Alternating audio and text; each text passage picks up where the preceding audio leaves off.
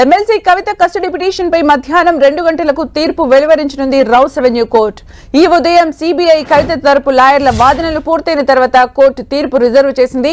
తిహార్ జైల్లో ఉన్న కవితను నిన్న అరెస్ట్ చేసిన సిబిఐ ఈ ఉదయం కోర్టులో ప్రవేశపెట్టింది. కవితను కస్టడీకి కోరుతూ 11 పేజీల రిమాండ్ అప్లికేషన్ దాఖలు చేసింది సిబిఐ. ఢిల్లీ లిక్కర్ కేసులో కవిత ప్రధాన సూత్రధారి అని సిబిఐ తరపు లాయర్లు వాదనలు వినిపించారు. ఆమ్ ఆద్మీ పార్టీకి ముందస్తుగా 100 కోట్ల రూపాయలు చెల్లించేందుకు పన్నిన నేరపూరిత కుట్రలో కవిత కీలక పాత్రధారి అని ఆరోపించారు. హైదరాబాద్ సహా పలు ప్రదేశాల్లో ఈ స్కామ్ కు సంబంధించిన సమావేశాలు జరిగాయని సిబిఐ తెలిపింది. కవిత ఆడిటర్ బుచ్చిబాబు వాంగ్మూలం ప్రకారం ఇందులో విజయ్ నాయర్, మాగుంట శ్రీనివాసులు సహా అనేక మంది ముఖ్య నేతలు ఉన్నట్లు స్పష్టమవుతోందని కోర్టుకు తెలిపింది.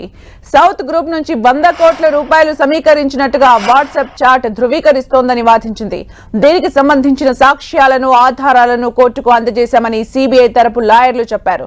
అందుకే ఆమెను విచారించడానికి అనుమతి ఇవ్వాలని కోరారు. ఆమ్ ఆద్మీ పార్టీకి ముందస్తుగా 100 కోట్ల రూపాయలు చెల్లించేందుకు పన్నిన నేరపూరిత కుట్రలో కల్వకుంట్ల కవిత కీలక పాత్రధారి అని సిబిఐ ఆరోపించింది. 2021-22 ఢిల్లీ ఎక్సైజ్ పాలసీలో అనుకూలమైన మార్పులు చేసేందుకు ఆప్కు విజయ్ నాయర్ ద్వారా 100 కోట్లు చెల్లించారని, ఆ 100 కోట్లలో 50 కోట్లను కవిత మాగుంట శ్రీనివాసులు రెడ్డిని అడిగారని రిమాండ్ రిపోర్టులో తెలిపారు. తనతో, తన బృందంతో బుచ్చిబాబు, అభిషేక్ బోయినపల్లి, అరుణ్ పిల్లైతో కేజ్రీవాల్ మనిషి అయిన విజయ్ నాయర్ టచ్ లో ఉన్నారని కవిత శ్రీనివాసులు రెడ్డికి చెప్పిందని రిమాండ్ రిపోర్టులో సిబిఐ తెలిపింది. సిబిఐ అరెస్టును తప్పుపడుతూ కవిత తరపు లాయర్లు వాదించారు. జ్యుడిషియల్ కస్టడీలో ఉన్నప్పుడు కోర్టు అనుమతి లేకుండా అరెస్టు చేయడం కుదరదని అన్నారు. కవిత విషయంలో సిబిఐ ఈ నిబంధన అనుసరించలేదని వాదించారు. దీనిపై స్పందించిన సిబిఐ తరపు న్యాయవాది కవిత అరెస్టులో ప్రాథమిక హక్కులకు ఎలాంటి విఘాతం కలిగించలేదన్నారు. ఎలాంటి నిబంధనలు తాము ఉల్లంఘించలేదని కోర్టుకు తెలిపారు. జైలు అధికారులకు ముందుగా సమాచారం ఇచ్చామన్నారు. కవిత భర్తకు కూడా అరెస్టు గురించి చెప్పామని న్యాయమూర్తికి చెప్పారు. మరోవైపు ఎలాంటి నోటీస్ లేకుండా కవితను అరెస్టు చేయడాన్ని సవాల్ చేస్తూ CBI special court judge bench లో పిటిషన్ దాఖలు చేశారు కవిత తరపు లాయర్లు.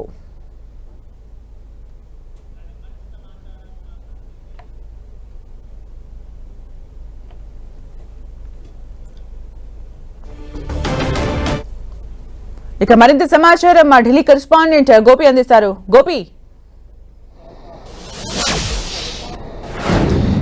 ఢిల్లీ లిక్కర్ పాలసీ సిబిఐ కేసులో కవిత రిమాండ్ రిపోర్ట్ 10TV వద్ద ఉంది. రిమాండ్ రిపోర్ట్ లో చాలా కీలక అంశాలని సిబిఐ ప్రస్తావించడం జరిగింది. కవిత కీలక సూత్రధారి, పాత్రధారి, 100 కోట్ల ముడుపులను ఆమ్ ఆద్మీ పార్టీకి విజయ్ నాయర్ ద్వారా చెల్లించి లిక్కర్ పాలసీని అనుకూలంగా రూపకల్పన చేయడంలో, తమకు రిటైల్ జోన్స్, హోల్సేల్ జోన్స్ దక్కడంలో కీలకంగా వ్యవహరించిన వ్యక్తి కవిత అని చెప్పి ఈ రిమాండ్ రిపోర్ట్ లో పేర్కొనడం జరిగింది. ఫర్దర్ ఇన్వెస్టిగేషన్ కోసం కవితకు వ్యతిరేకంగా ఉన్న ఆధారాలపై ఆమెను ప్రశ్నించాల్సి ఉంది కాబట్టి 5 రోజుల కస్టడీకి ఇవ్వాలని చెప్పి సిబిఐ రౌస్ అవెన్యూ కోర్టుని రిమాండ్ రిపోర్ట్ లో కోరడం జరిగింది. 11 పేజీల రిమాండ్ అప్లికేషన్ ని కోర్టుకు దాఖలు చేయడం జరిగింది. దీనిపై ఇప్పటికే రౌస్ అవెన్యూ కోర్టులో సిబిఐ వాదనలు వినిపించడం జరిగింది.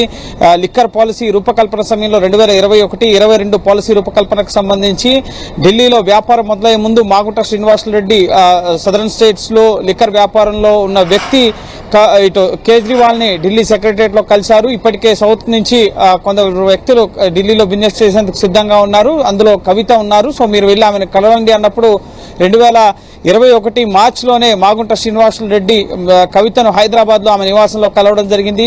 ఆ సందర్భంగా కవిత ఆమ్ ఆద్మీ పార్టీకి 100 కోట్ల రూపాయల ఫండ్ అడిగారు కేజ్రీవాల్. సో అందులో 50 కోట్లను మీరు ఇవ్వండి, మీరు సమకూర్చండి అని చెప్పి కవిత శ్రీనివాసులు రెడ్డిని కోరినట్లుగా ఇటు శ్రీనివాసులు రెడ్డి ఇచ్చిన స్టేట్మెంట్ కి సంబంధించిన అంశాలని ఈ రిమాండ్ రిపోర్ట్ లో ప్రస్తావించారు.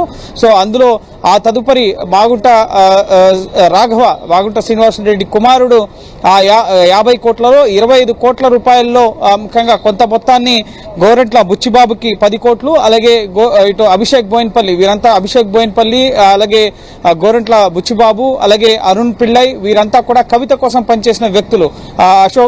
అశోక్ కౌశిక్, వీళ్ళంతా కూడా కవిత మనుషులు. సో మాగుంట రాఘవ ఈ 25 కోట్లని 2 దఫాల్లో ముఖ్యంగా ఈ లిక్కర్ వ్యాపారంలో 32.5% ఇండో స్పిరిట్స్ కంపెనీలో వాటా కోసం హోల్సేల్ రిటైల్ జోన్స్ పొందడంలో భాగస్వాములు కావడం కోసం ఈ 25 కోట్ల రూపాయలని కూడా చెల్లించడం జరిగింది. అలాగే ఇటు శరత్ చంద్రారెడ్డికి సంబంధించి కూడా 5 రిటైల్ జోన్స్ లో ఆయన నిర్వహిస్తున్నారు.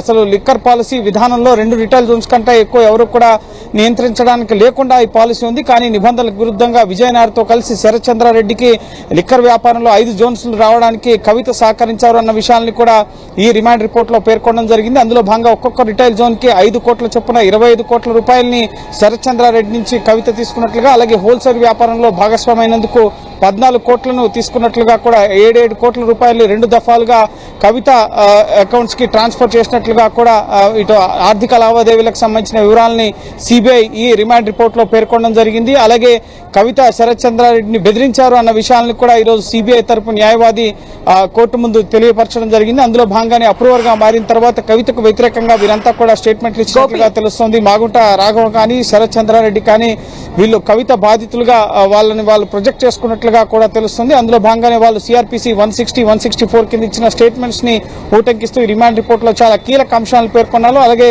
కార్పొరేట్ ముఖ్యంగా మేనేజ్మెంట్ కింద ఇచ్చే ఫండ్స్, ముఖ్యంగా సోషల్ కాజ్ కోసం ఇచ్చే కార్పొరేట్ కంపెనీస్ ఇచ్చే ఫండ్స్ ఏవైతే ఉన్నాయో అందులో భాగంగా కొంత అమౌంట్స్ అరబిందో ఫార్మా కంపెనీ నుంచి 80 లక్షల రూపాయలు జాగృతి తెలంగాణ జాగృతి ఫౌండేషన్ కి Aurobindo reality and infrastructure limited నుంచి వెళ్ళినట్లుగా కూడా ఈ రిమాండ్ రిపోర్ట్ లో పేర్కొనడం జరిగింది.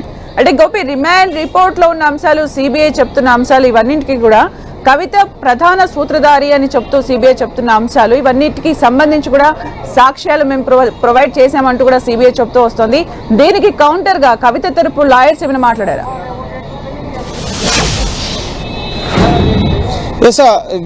ఈ ఆధారాలు ఈ రిమాండ్ రిపోర్ట్ లో పేర్కొన్న అంశాలన్నిటికీ కూడా ఆధారాలుగా కవిత మొబైల్ ఫోన్ నుంచి రిట్రీవ్ చేసిన వాట్సాప్ చాట్స్ కానీ, అలాగే కవిత సిఏ ఆడిటర్ గోరంట్ల బుచ్చిబాబు ఇచ్చిన ఆయన phone mobile WhatsApp chats history కానీ వీటన్నిటిని, అలాగే ఇటు అభిషేక్ బోయిన్పల్లి సుమారు 30 కోట్ల రూపాయలు విజయ్ నాయర్కి ఇచ్చాను అని చెప్పి దినేష్ అరోరా ఇచ్చిన వాంగ్మూలం కానీ, అలాగే కవిత పిఏ అశోక్ కౌశిక్ గోవా ఎలక్షన్స్ లో సుమారు ముఖ్యంగా ఆయన కూడా కొన్ని కోట్ల రూపాయల్ని గోవా ఎలక్షన్స్ కోసం తాను హవాలా రూపంలో అభిషేక్ బోయిన్పల్లి సూచనల మేరకు తరలించాను అని చెప్పి ఆయన కూడా సిఆర్పిసి 160 కింద ఆయన కూడా స్టేట్మెంట్ ఇవ్వడం జరిగింది. సో వీటన్నిటి ఆధారంగానే కవితను ముఖ్యంగా ఫర్దర్ గా ఇన్వెస్టిగేషన్ చేసేందుకు ఈ కేసులో ఆమె కీలక సూత్రధారి పాత్రధారిగా సిబిఐ పేర్కొంటుంది. అయితే ఇక్కడెక్కడా కూడా ఇప్పటి వరకు కవితను సిబిఐ కేసులో అరెస్ట్ చేయడం వెనక అరెస్టు సవాల్ చేస్తున్నారు. అరెస్ట్ చట్ట విరుద్ధంగా, నిబంధనలకు విరుద్ధంగా ఆల్రెడీ ఒక కేసులో కస్టడీలో ఉన్న వ్యక్తిని, జ్యుడిషియల్ కస్టడీలో ఉన్న వ్యక్తిని ఏ విధంగా